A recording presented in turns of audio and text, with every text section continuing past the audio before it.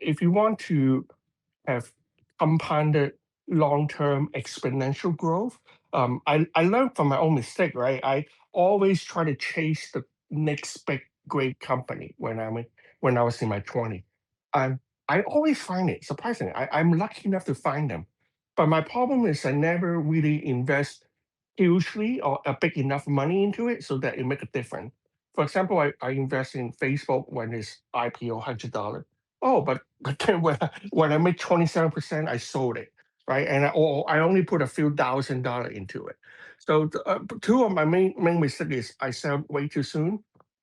Even though those are great opportunity, I so-called take profit so soon, and I'm happy about it. Oh, I make this money, good. I move on, and I never go back and look at that company again because I try to avoid pain, right? Because if it keep going up, my psychology tells me I don't want to see it go up because I saw it already, right? That's the problem. People don't realize that perhaps the next great company is the one you already invest in. So why am I keep moving my money elsewhere and try to chase the next opportunity when the one I have is already the one? And the second problem is even if I 10x, for example, Netflix, that's not still I cannot get off the hamster wheel because I invest so little. So two mistakes is sell too soon and also not invest big enough in high conviction company. Of course, nothing I say is financial advice. I'm simply sharing my opinion. But if I see a really great opportunity, a generational company like Tesla, I or Nvidia in the past, I just don't think it's smart to make 20%, 30%, and put a few thousand there, and then just move on and cash out when the long term potential is so high, and I feel like this time I need to do something differently. So that's how I be able to get off the hamster wheel a bit sooner than anticipated. Yeah, so please focus on this company. You don't find a lot of company like this in a generation, really. Company that can grow 100 times, 1,000 times for decades, in decades. So that's very important. Um, Back to you guys. Yeah, I just want to, hey Joseph, I want to touch up on your point here. One thing that's very clear is that, holding Tesla stock is very painful. Like, that's a fact. It's Hundred pretty percent painful. agree. 100% agree. Exactly. But there's a lot of rainbows and sunshine days for it, but there's a lot more doom and gloom days for it, which is why the stock trades sideways for a long time. Right now, there's this, I don't want to say FUD, but a little bit of uncertainty. But once we get past this, everyone's going to say the thing that they always say when they miss out. Man, I wish I bought more, or man, I wish I didn't, I didn't get scared so quickly. These generational companies tend to move like this. Now, of course, every company has their own ways of doing it. Tesla is one that's that's very difficult because we have Elon Musk, and Elon Musk, of course, for the past 5 years, we've seen what has gone down, him buying X, and with Biden, and with Trump, which all, one way or the other, one way, shape, or form, has affected the stock. I for one loved all the dips. I bought all the dips, and I'll continue to buy all the dips. Especially the one in this one, with the fear of him not getting his pay package. He's gonna get his pay package. There's no fear in that, right? I made a post about it asking that what will you guys do if you guys uh, if it doesn't get passed? And most people are saying sell because most people are invested in it because of Elon. Now, that's a good reason to be in Tesla. I'm not saying it's a bad reason. That's a good reason to be in, to be invested in Tesla. Betting on Elon, betting against them is a very bad idea. But this thing is not. This thing is going to get passed. It is going to get passed. It's in everybody's benefit. Institutions, investors, shareholders, employees, Elon himself. And the fact that Elon can vote gives me more sigh of a relief that it's going to get passed big time.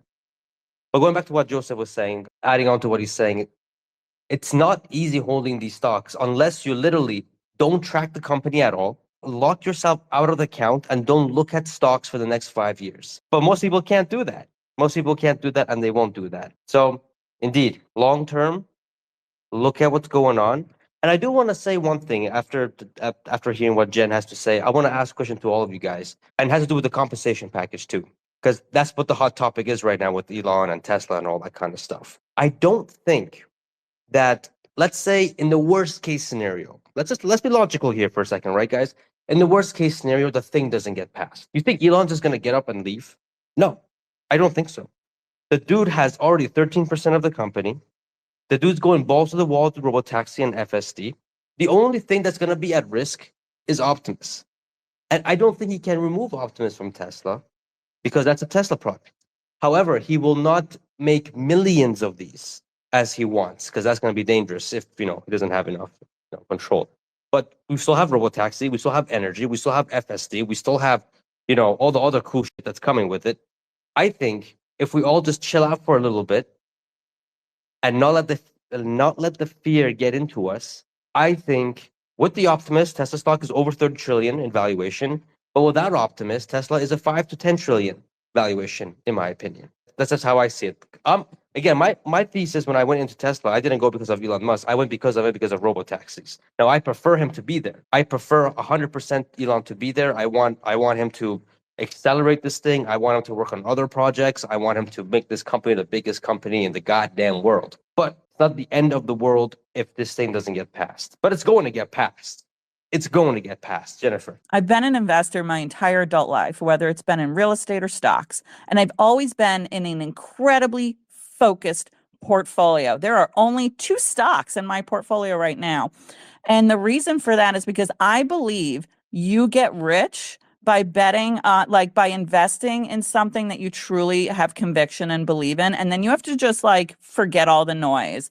So Pejjy's a little right. You have to decide what your position is on a certain company and then block everything else out. And then it gets very easy to just hold. I know that the robots are coming. I'm not worried about if Elon leaves the company that we're not going to get Optimus, because this is what I think is going to happen.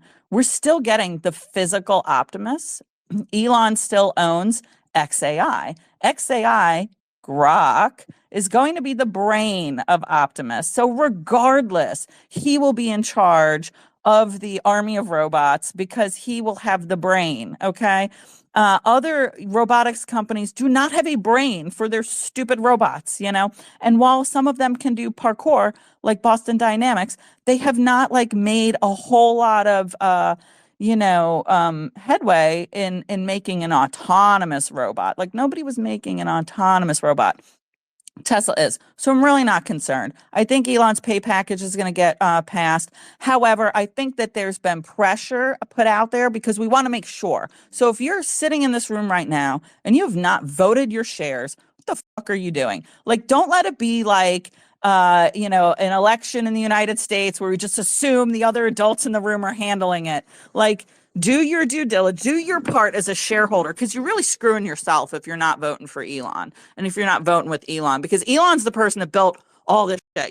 He's the one who gathers all the greatest minds together. He's the one who pushes everybody to their absolute limits so they can bring new shit to the world. They're not just making the same widget that has been made forever. Elon's inventing cool new stuff like cars that drive themselves and humanoid robots. They're going to do everything for us, And so I'm just saying, just go vote your shares. It's very easy. I voted my shares in 2 minutes. It was the easiest thing on earth. And if you guys are voting, anyone's voting against it, just sell your stock. Just move on. This is literally, I see this as a kind of a guaranteed 7x your investment. I agree. Bring the company to exactly. You know what I mean, Jen? My account. Let me put this into perspective for everybody. My brokerage account did hundreds of % last year. I'm not getting 20% return on my investment. Okay, I did a couple 100% return on my entire portfolio, and the reason for that is Joseph and I. We both invest similarly, okay? We find what the future is and we invest in it early. That's, I think, what he was saying. That's what I got from him, is that be focused and know what you're buying and know why you're there, okay? If you're in the stock because the robots are coming and it's the largest total addressable market that we will ever see, ever. And the robots are coming. This is the time to be accumulating the stock. Okay. This is not financial advice. This is my opinion as somebody who made $1 million last year. Okay. Not to brag, but I think sometimes it needs to be said. You got to know why you're in the stock. And that's how you don't get shook out. Ignore everything else. Are the robots still coming? Yes. Then you hold, you accumulate, because this is the time when the stock's still kind of cheap. I know it feels expensive, but how expensive is it going to be when I'm rolling around with my robot, and he's handling all those stupid membership bullshits for me? Because I'm telling you, at that point, the stock's going to be through the fucking roof, and you're going to be like, oh man, I wish I had more shares. Joseph, take it away. When people say, "Oh, I make so much money. I'm up like 27% this year," or with Tesla, dude, you haven't seen nothing. Some of us up 700% on something. The point of the story is we're not trying to tell you to buy or to sell. It's up to you. But we're passionate about this company because we've seen so many people miss out on opportunity like this, and they always come back and say, "Oh, I wish I could." Like, come on, man. There's no "I wish I could." There's only like you have to do what you have to do in order to capture the financial gain. And to me, the most difficult part and also the most interesting part about investing is overcoming your own fear and your own doubt. Those are the most difficult thing to do. But then in retrospect, you really think about it. Your investing life is very long. You're investing in your 70s, in your 80s. Like, you have many years to invest. So the most important thing is not just to make this work for this particular company. Let's say you get lucky, you get in very last moment and you gain huge, like 20x your Tesla money. Yeah, but you easily lose that money in the next company. You're gonna dump Tesla and buy it again because you never train your mentality to be ready for the storms, right? The reason why I've been being a long-term investor is so important because I'm getting trained by sailing in the storm every day, right? I experience all the ups and downs.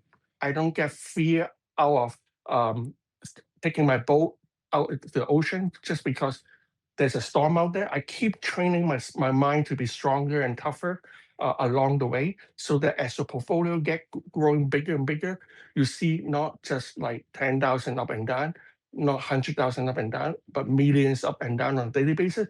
You don't get freaked out, because if you just start out and you're millions of dollars going up and down on a daily basis, you will freak out. Say, "Oh my God, I'm down 500,000 today. I'm out. I'm out. I'm out. I'm not doing it." And now you accumulate years of pain and regret and trauma because you have never really learned about the stock market volatility. So your portfolio size, if you really look at it, will proportionally correlate to your ability to tolerate pain and suffering. The more your mind be able to tolerate pain and suffering, that means you're ready to rip those huge gain, because huge gain will always come with huge short-term loss, so-called loss, paper loss. The biggest loss I have, I don't even want to mention here, but it's absolutely 7 digit, right? And the biggest gain is also 7 digit. So it's really about how you can maneuver, control your brain so that hey, I know before I buy this company, doesn't matter if invest $5, 5,000 or 5 million, doesn't matter. I know what I'm buying. This company is not going to die out just because a certain news or one or two people do certain thing. It's not that easy. You have to have a lot of bad event happen to for a company to go down.